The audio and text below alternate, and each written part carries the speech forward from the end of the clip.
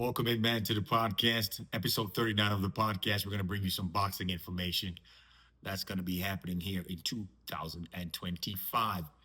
It's already been a good calendar. We've seen good fights so far this year. Um, Not a lot of fanfare, though, just because there's a lot of other things going on globally. There are other sports that have ascended to the minds of sport watchers over the last 30 years, 40 years, and that's why boxing doesn't quite have the acclaim it used to. But it doesn't take away from the fact that there are good fights happening. Um, we just saw Conor Ben versus his father's main combatant in his time, Chris Eubank Jr. And that was an excellent fight. Not only did it have the fanfare to go with it, the location in England, which is a big time boxing demographic, but the fight itself gave you a lot of action. Chris Eubanks controlled the fight for most of the fight. It didn't look like he was ever going to lose the fight, but it doesn't take anything away from what Conor Ben did in the ring while he was in the ring. So we've seen Teofimo Lopez fight so far this year. We've seen Devin Haney fight so far this year. I think the Gervontae Davis Lamonte Roach fight was earlier this year. I'm losing track because there's so many things going on, especially soccer wise. But they're going to have a rematch here at the end of the year. Now, well, closer to the middle of the year, which is going to be in August, and we're going to see a rematch between Lamonte Roach and Gervontae Davis. And I can't front. I can't wait because this is what boxing fans have always wanted. This is what boxing fans uh, demanded, that the best fighters fight each other. And at the time when Gervonta Davis fought Lamont Roach, I think a lot of people would have said, Roach, you know. But now, of course, with his performance, we know that he's an excellent fighter, solid fighter.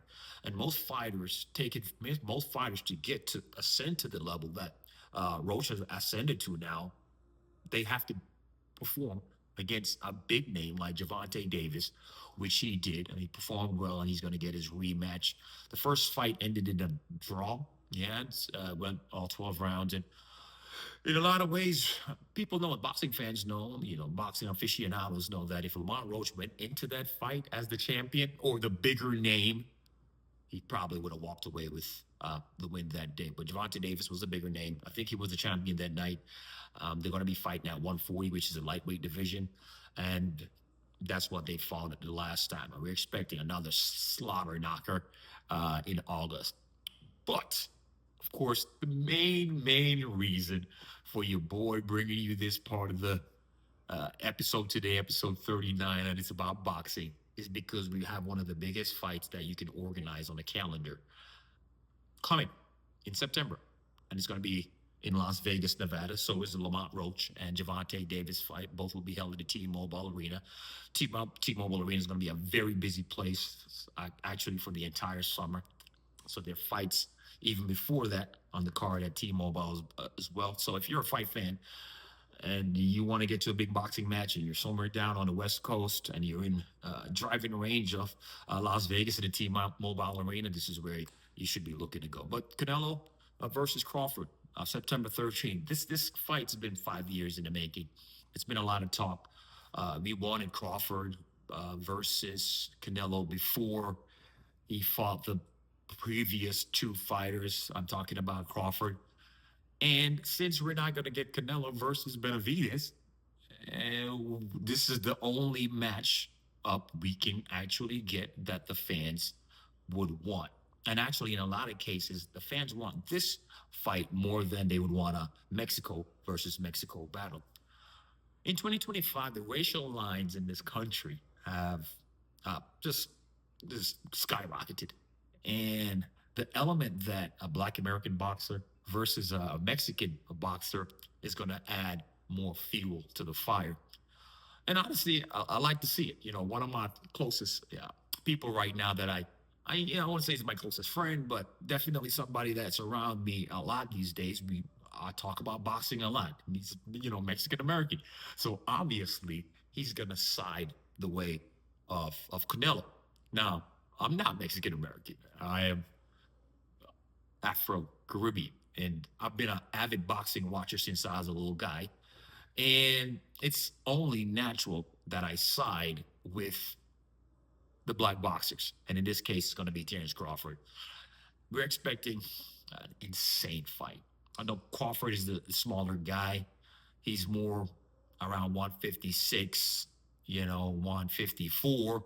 And Canelo's going to come in at 168, bringing a lot of punch. And that's where he's fought all of his fights at 168, at least in the last uh, 6, 7, 8 years. And we're expecting this to be a tough fight for Crawford because of the weight advantage that Canelo has. But I think Crawford has an advantage, and I want to tell you why. And I want people to chime into the comment section to agree with me. Yeah, Canelo called him out in the press conference for not fighting as many great fighters as Canelo has. But in a lot of cases, that's an advantage because the wear and tear that Canelo has gone through, maybe with Costa Zoo, or gone through when it comes to Floyd Mayweather Jr. when he beat that butt, or even against a big Bivol, who's really at 175, who beat him a couple of years ago. So I think the wear and tear for Canelo um, might play a role in the ultimate outcome of the fight. He's definitely the more experienced fighter. He's the big name. He's the guaranteed future Hall of Famer, even though I think Crawford is going to ascend there as well. But Canelo has everything on him. I feel like Crawford doesn't have anything to lose except the zero. He's going to make more money than he's ever had, and he's going to be in an arena and in under the spectrum, under the limelight, like he's never been in before.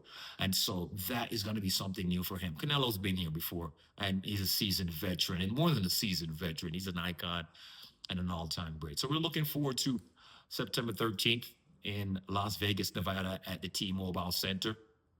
And if you can get your tickets, I'm always going to tell you this at the end because we talk about sports a lot. So if you can get your tickets, it's better to do it earlier than later. I'm a last minute guy. I'm a scalper myself. I got a lot of experience in the scalping. I don't even know if I should be saying that on air, but there will be always tickets available from people who can't make it to the fight that bought tickets previously. So if that's the way you want to go, you do it. It's better if you do that on your own, so because it's unlikely that you're going to get multiple tickets last minute in the scalping way. But wish to see you there. It's going to be another big fight, lots of big fights to look forward to. It's been another episode of the Immigrant Podcast. I'm your boy Nikolai Hill. Peace.